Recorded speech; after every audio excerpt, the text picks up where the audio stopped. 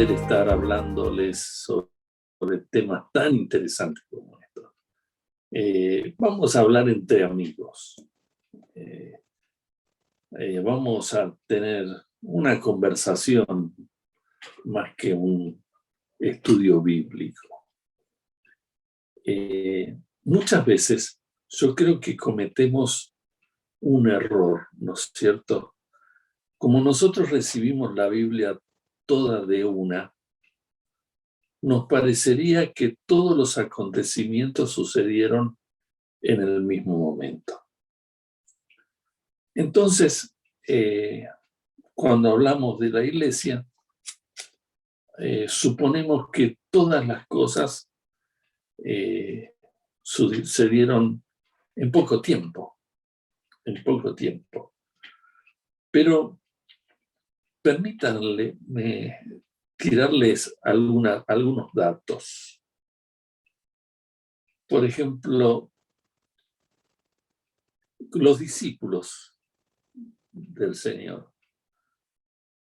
cuando buscando en internet de diferentes formas, cuando, por ejemplo, empezaron a caminar con el Señor, Andrés tenía 33 años.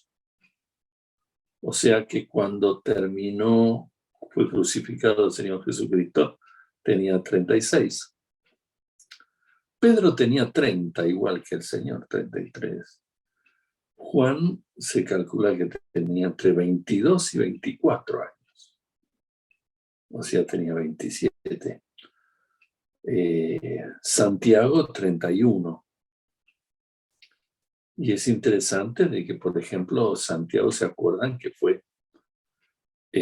este Santiago fue decapitado en los primeros años? O sea, que fue decapitado sirviendo al Señor como discípulo de Cristo alrededor de los 34 años, 35 años.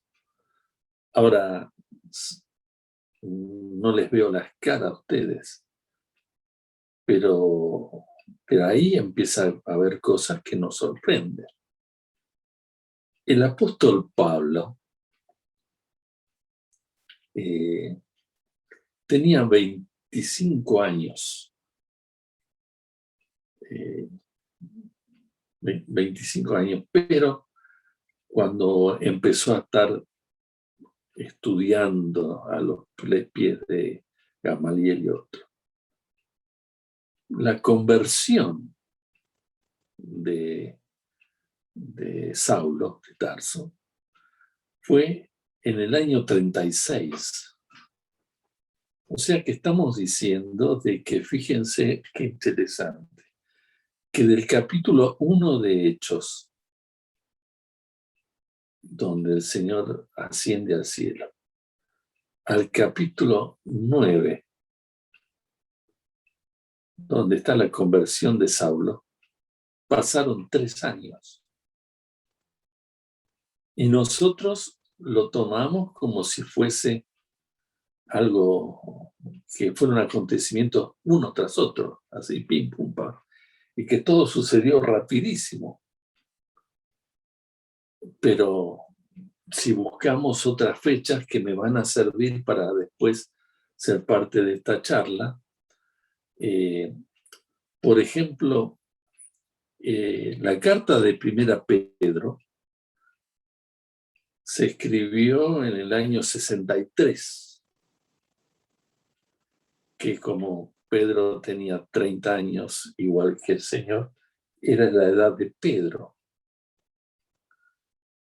Y es muy interesante ver que entonces nosotros leemos la Escritura y uno dice, bueno, pero ¿qué tiene que ver esto de las edades? Y hoy, el delegar, el cómo hacer las cosas. Bueno, lo que le quiero decir es lo siguiente. Cuando empezó el ministerio y recibieron la orden de Dios, Mateo 28, de que tenían que ir y predicar el evangelio hasta los confines de la tierra, era un grupo de jóvenes.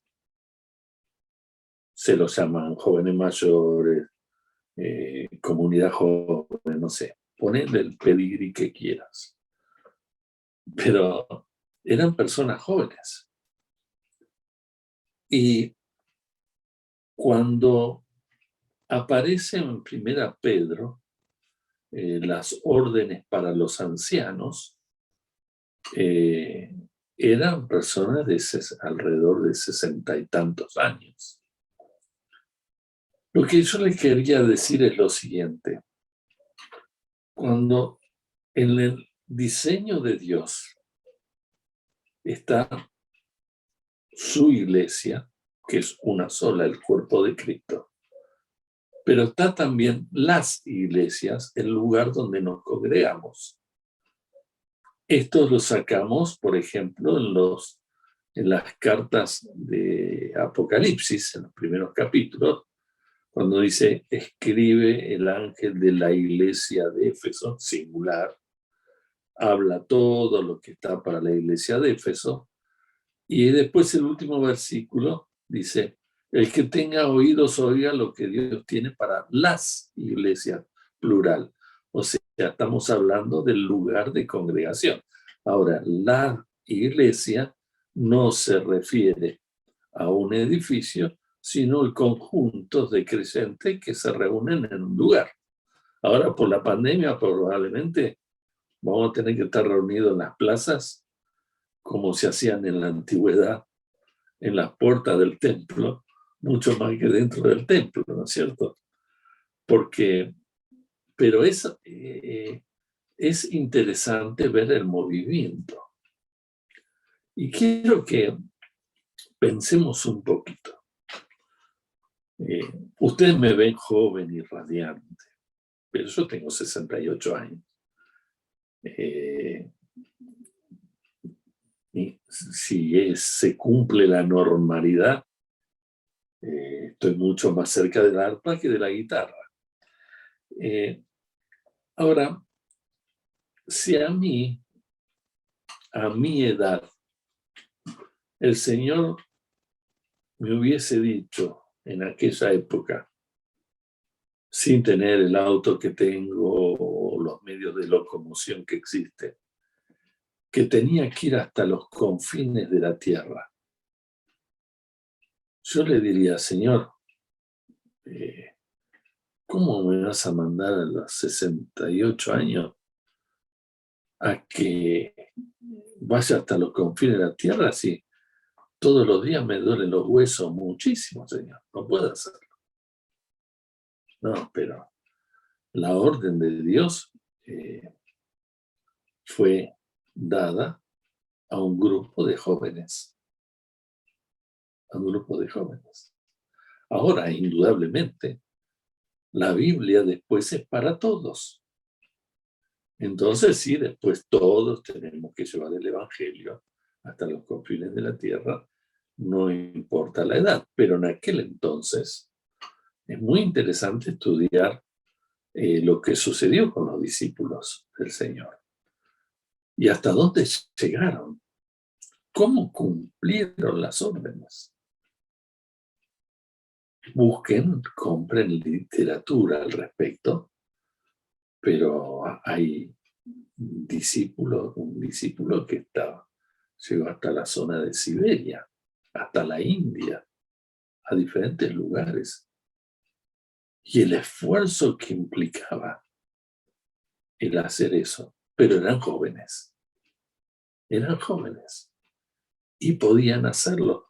Y era necesario que sean jóvenes porque tenían que hacerlo rápidamente para conformar los primeros grupos y que esos grupos a la vez formen a otros para que se continúe con la obra de Dios en diferentes lugares. Algunos pasajes interesantes, por ejemplo. ¿Se acuerdan? En Hechos capítulo 8 aparece Felipe y el etíope. Y solamente se los menciono rápidamente. Se menciona que Felipe estaba ministrando en Samaria. Y hablan los versículos anteriores que estaba teniendo un gran suceso y muchas personas estaban creyendo por el ministerio de Felipe. Y Felipe se le presenta el ángel del Señor en el versículo 26 del capítulo 8 de Hechos y le ordena que tenía que ir al lugar, a un lugar hacia el sur, al camino que desciende de Jerusalén a Gaza, el cual es desierto. Y Felipe estaba teniendo suceso en Samaria, tenía muchos convertidos y tenía que caminar 680 kilómetros para ir a un lugar desierto, para hablarle al etíope eunuco.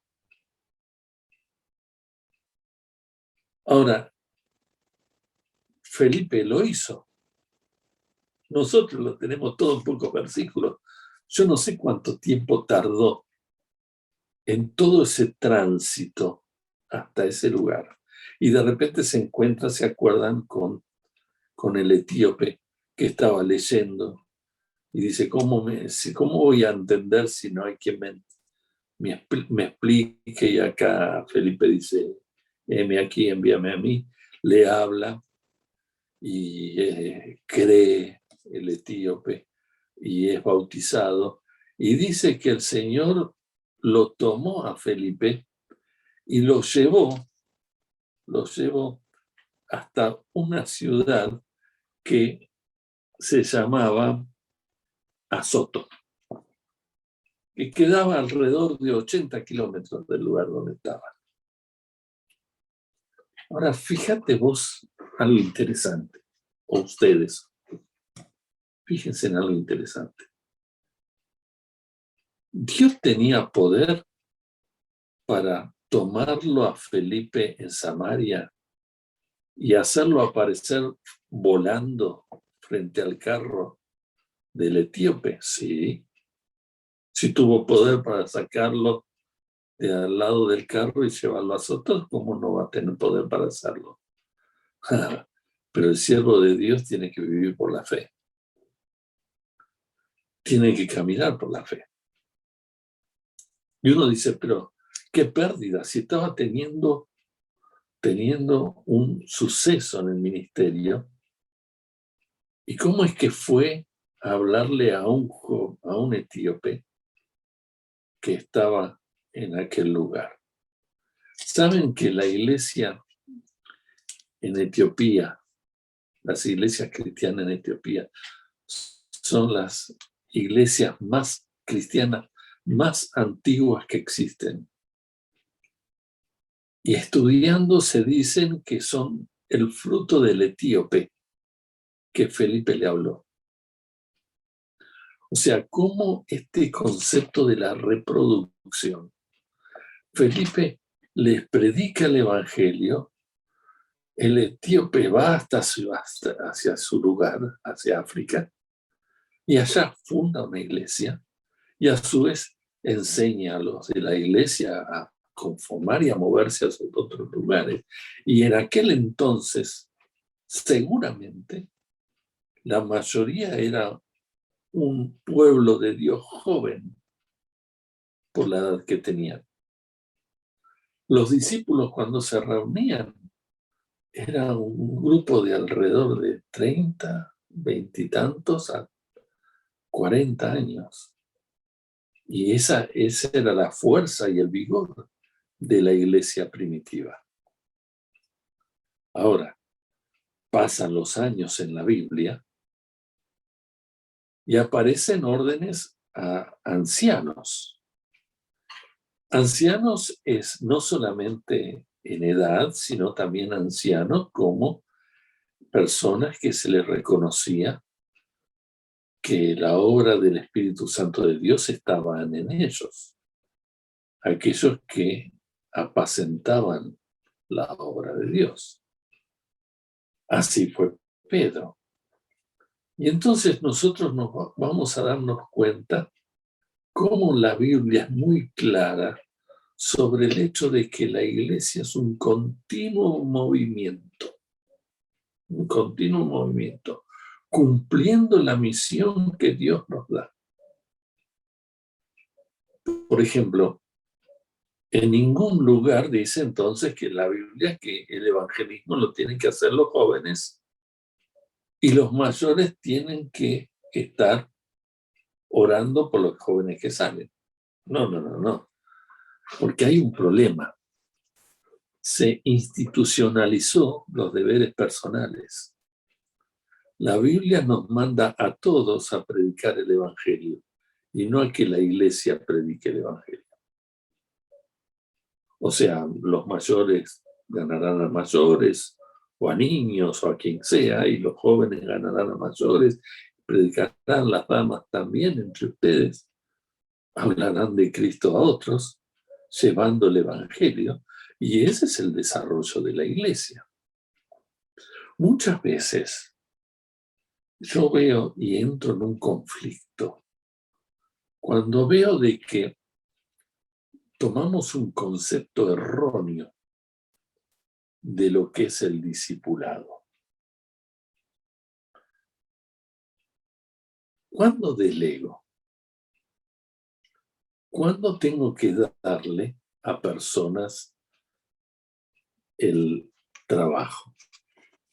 Y quiero que por favor me acompañen al libro de Marcos, capítulo 6. Marcos capítulo 6, versículo 7.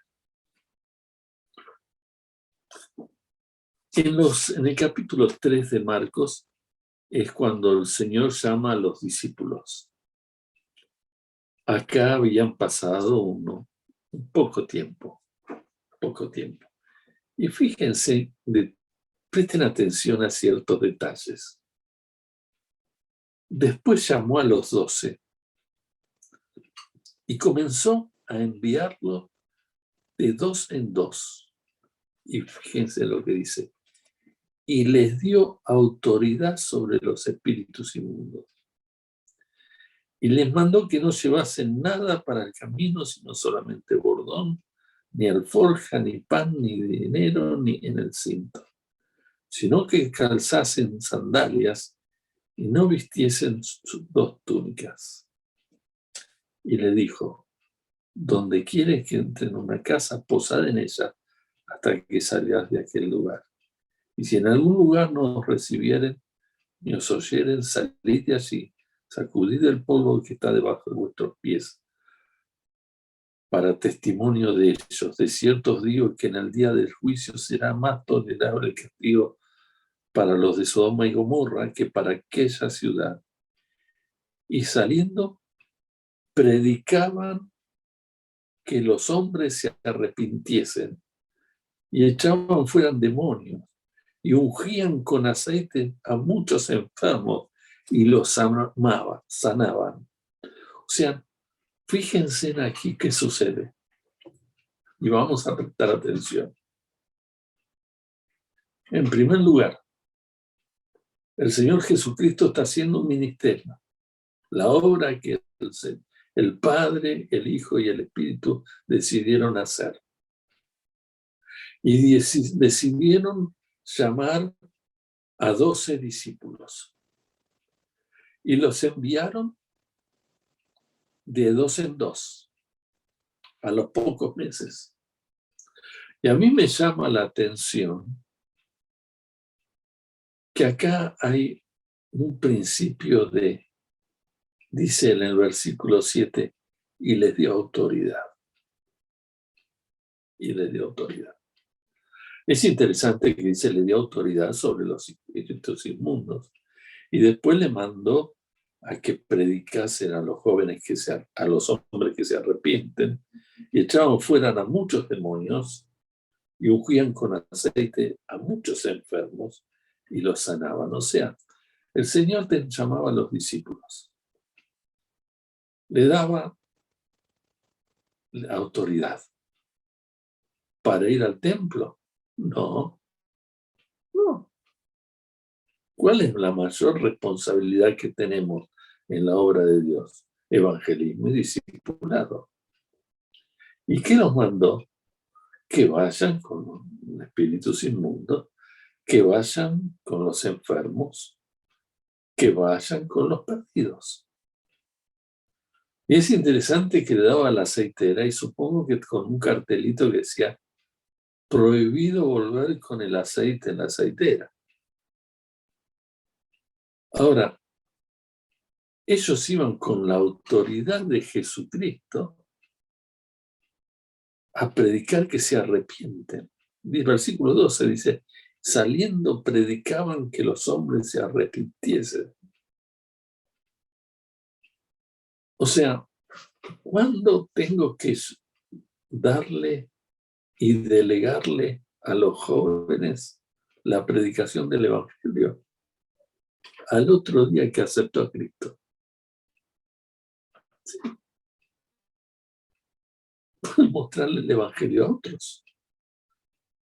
Porque el Señor, el mandato del Señor prioritario es que nosotros seamos iglesia, salgamos afuera. Y yo creo que a veces necesitamos vivir en el medio del milagro de personas salvas por la gracia de Dios, no importa en el estado que estén. Acá, en primer lugar, ¿a quién mandaba? A los discípulos.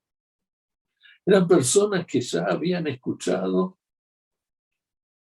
del Señor Jesucristo el llamado de Dios y seguían al Señor Jesucristo. Entonces, ¿a quién mandaba? A los discípulos. ¿A dónde lo mandaba?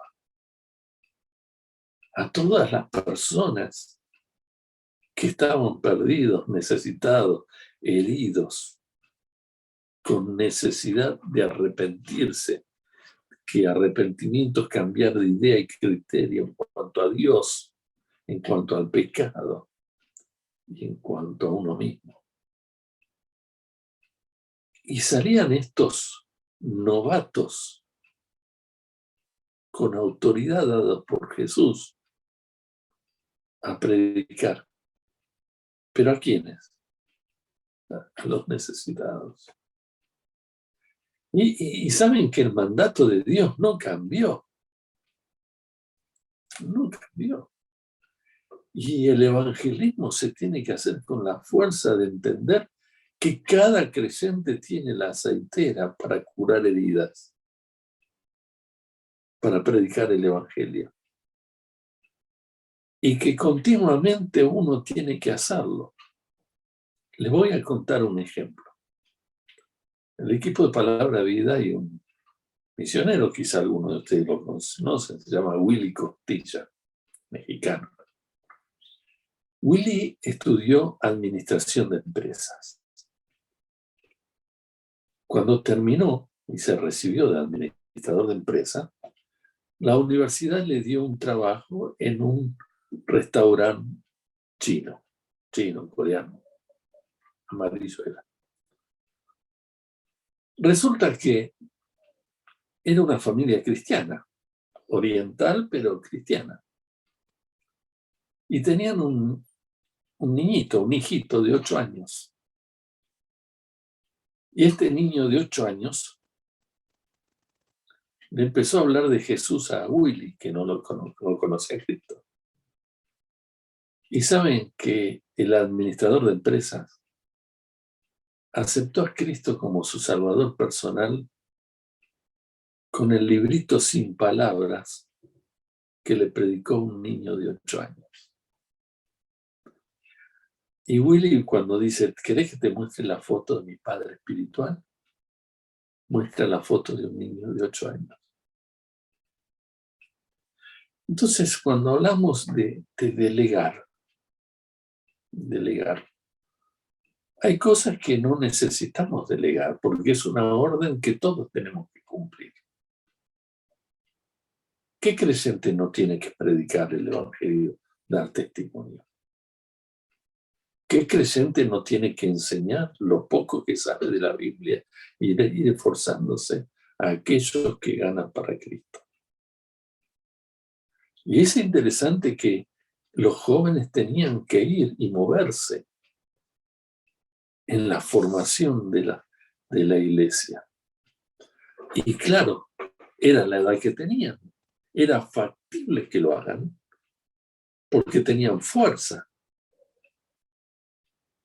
Habían estado con el Señor, querían cumplir con el Señor, entonces se movieron hasta los confines de la tierra. Ahora, en la Biblia aparece que crece la obra de Dios, ¿no es cierto? Y en 1 Pedro, capítulo 5, versículos 1 al 4 dice: ruego a los ancianos que están entre vosotros, yo anciano también con ellos, y testigo de los padecimientos de Cristo, que sois también participante de la gloria que será revelada. Apacentad la grey de Dios que está entre vosotros, cuidando de ella, no por fuerza, sino voluntariamente, no por ganancia deshonesta, sino con ánimo pronto, no como teniendo señorío sobre los que están a vuestro cuidado, sino siendo ejemplo de la grey. Y cuando aparezca el príncipe de los pastores, vosotros recibiréis la corona incorruptible de gloria.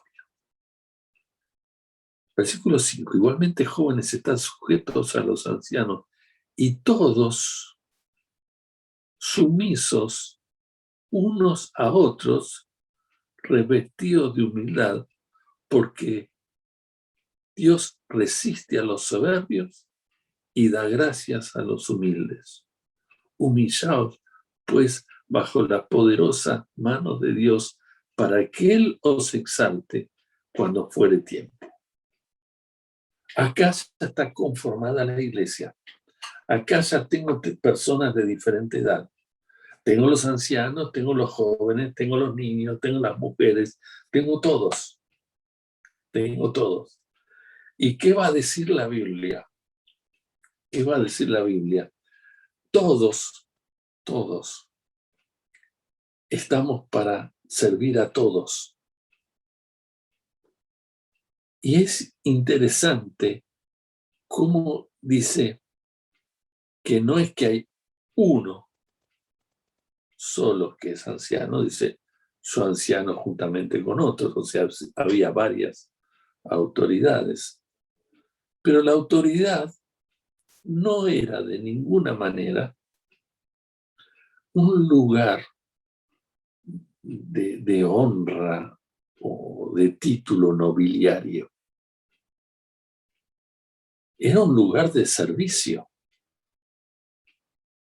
Un lugar de servicio. Y fíjense que dice, en primer lugar, apacentar la grey de Dios. Apacentar es darle paz. ¿Se acuerdan? Apacienta mis ovejas, ¿no es cierto? Era el lugar donde le daba descanso a las ovejas.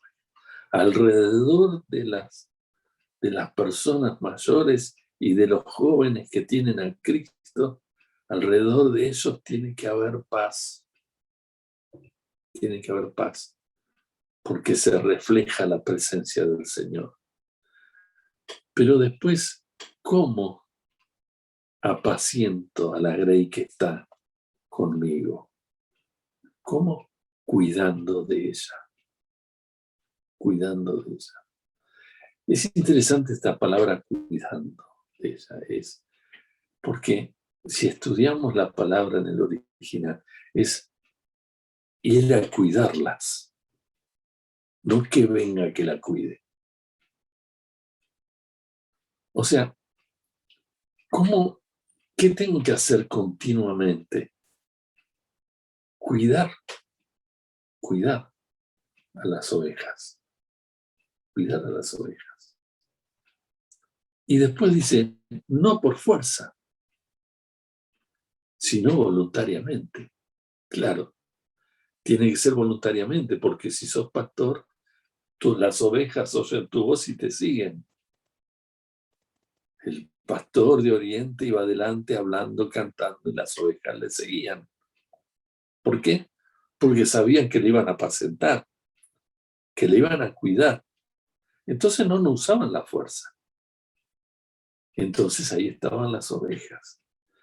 Y es interesante que dice, no por ganancia deshonesta, sino con ánimo pronto. O sea, el estar sirviendo a la grey, a la obra de Dios, a los creyentes, es algo que me agrada.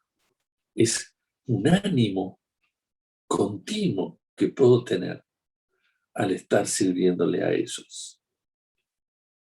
Ahora, cuando dice no teniendo señorío, es interesante que empieza a decir, tenés que ser ejemplo de la grey. Ejemplo de la grey. Entonces, empieza el movimiento de la iglesia. El joven sirve a Cristo, el mayor también.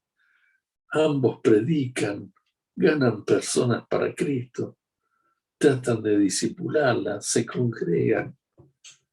Los jóvenes se mueven más porque son más jóvenes. Los mayores lo cuidan.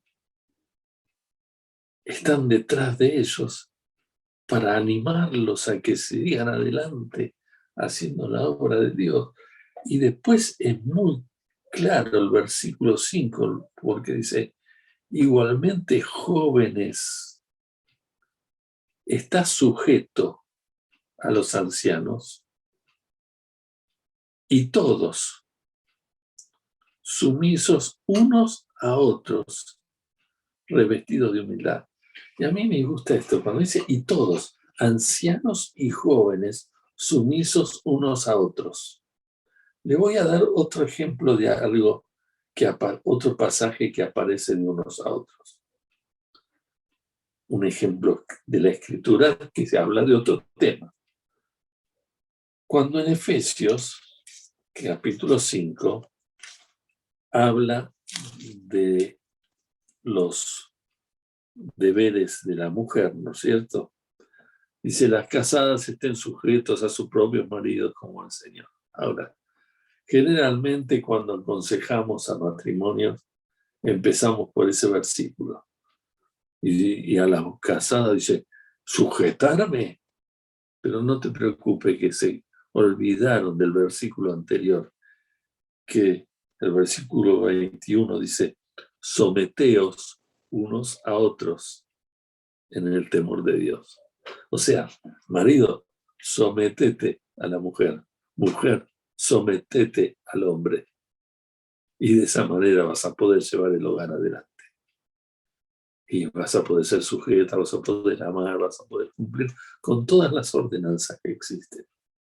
De la misma manera en la iglesia. En la iglesia dice, igualmente jóvenes están sujetos a los ancianos, y todos, ancianos y jóvenes, sumisos unos a otros, revestidos de humildad, porque Dios resiste a los soberbios y da gracia a los humildes. Humillados, pues, bajo la poderosa mano de Dios, para que Él os exalte cuando fuere tiempo. ¿Qué estamos diciendo? ¿Cuándo es sano o es correcto delegar? Siempre. ¿Saben que no existe discipulado sin delegación? Siempre. Ahora, no estoy hablando de delegación, no desligación. Porque vas a tener que caminar muchas veces con la persona nueva y mostrarle el camino. Por ejemplo, yo doy gracias a Dios porque yo salí a la calle a evangelizar con cada uno de mis hijos. Ellos tenían que aprender a ganar personas para Cristo. Y todos disfrutábamos del fruto. Pero la Biblia nos enseña que la iglesia no es una institución piramidal. La Biblia habla que somos parte de la familia de Dios, que somos parte del cuerpo. Habla de tal forma que dice ningún órgano se puede decir que es superior a otro. Si un órgano está herido, todo el cuerpo lo cubre. A veces yo pienso que se hace todo un problema enorme en cuanto a esto de delegar o no, cuándo es el tiempo. Si cada uno está cumpliendo con los deberes personales, con las órdenes claras que la Biblia dice que cada creyente debe tener, la iglesia va a avanzar. Por ejemplo, en 1 Timoteo y Tito, cuando habla de las órdenes o las características que tiene que tener el anciano o el diácono, quiero decirles que no son las características que solamente los ancianos o los diáconos tienen que tener. Porque díganme una de esas características que no tiene que tener cada uno de los creyentes. Esas cartas no fueron escritas en una iglesia, fueron escritas un discipulador a su discípulo para que discipule como corresponde y coloque pastores que tengan esas características que Pablo ya había visto en Timoteo y Tito. Es el cumplir con los deberes del cristiano.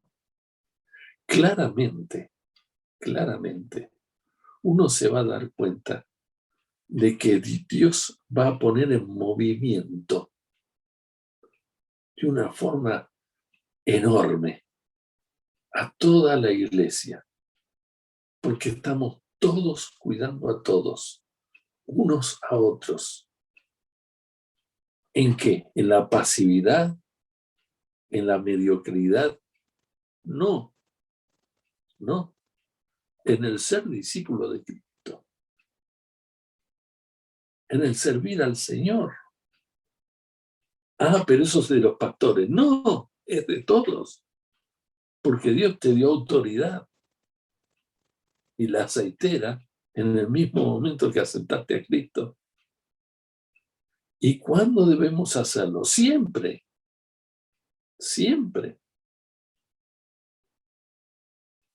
En los años que estuve a cargo de una iglesia, 33 años fueron, el momento quizá más sencillo era el momento que tenía que estar en la plataforma. Pero después yo sé que tenía 24/7 que ser responsable y saber dónde estaba y cómo estaba cada uno de los miembros. Pero también que cada miembro sepa cómo estaba el hermano en Cristo.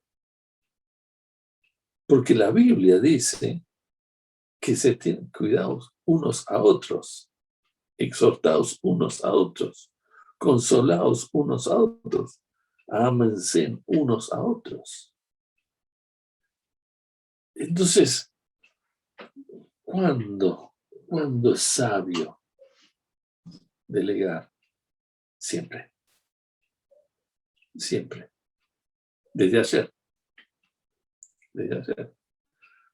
Pero tengo que caminar con la palabra de Dios, con la persona de Dios y con el poder de Dios, haciendo el plan de Dios.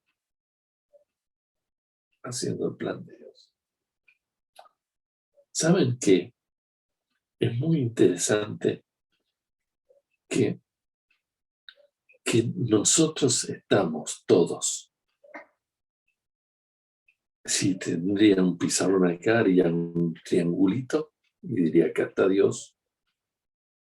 Si yo, pastor, estoy en el medio y atraigo a las ovejas hacia mí, No lo estoy empujando hacia Dios, lo estoy atrayendo a mi persona. ¿Cuál es el lugar que yo tengo que estar, según Primera Pedro? Debajo de la congregación. Entonces está Dios acá, está la congregación, y yo estoy abajo, empujando a la iglesia hacia la presencia del Señor. Hermanos, ¿saben que debemos servir? Acá dice, y cuando aparezca el príncipe de los pastores. Y como ejemplo, y ya terminando, les voy a leer el último versículo del libro de Daniel. Daniel estuvo pues llevado cautivo.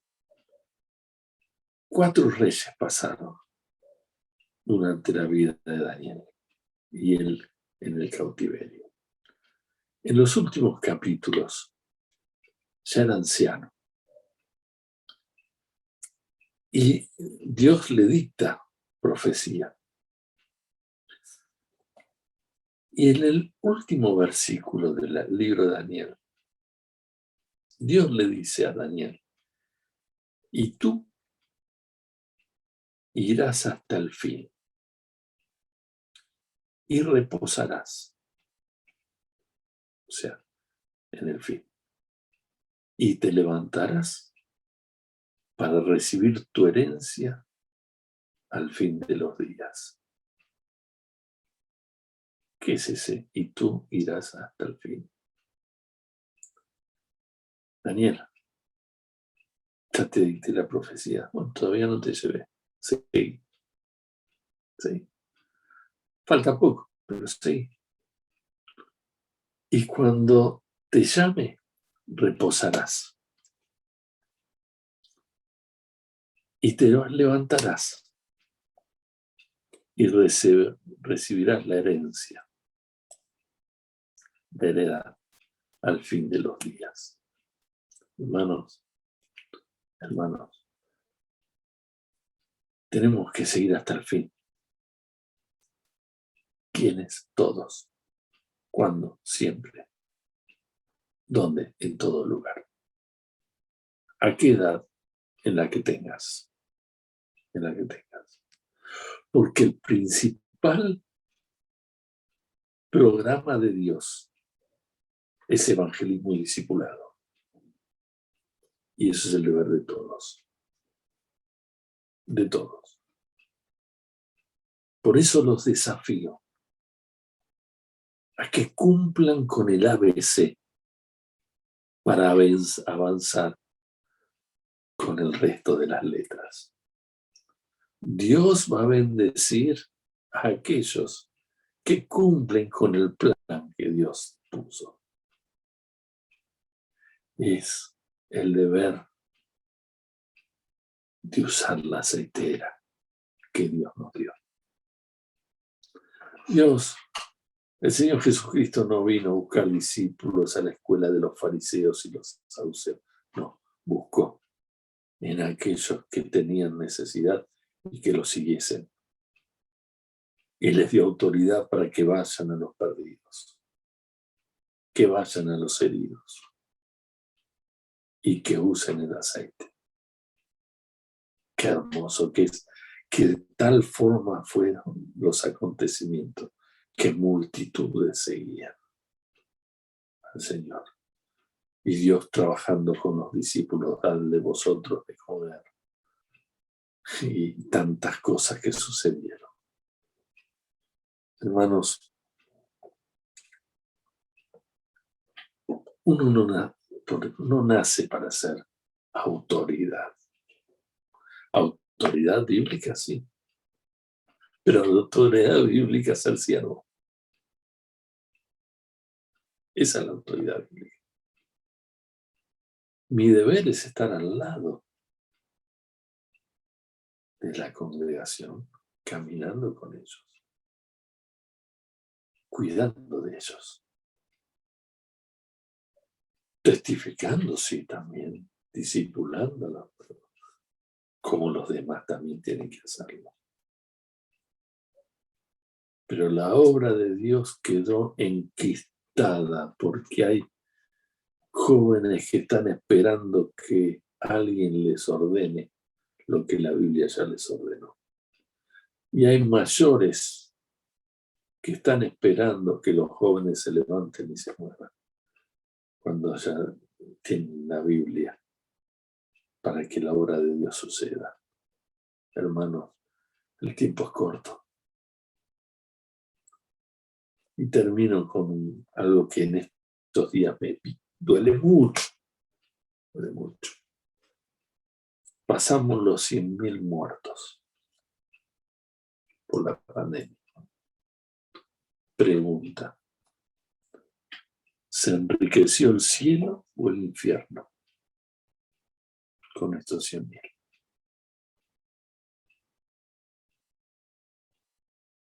¿No habrá sido que hay muchos creyentes con la aceitera guardada o encerrados entre cuatro paredes,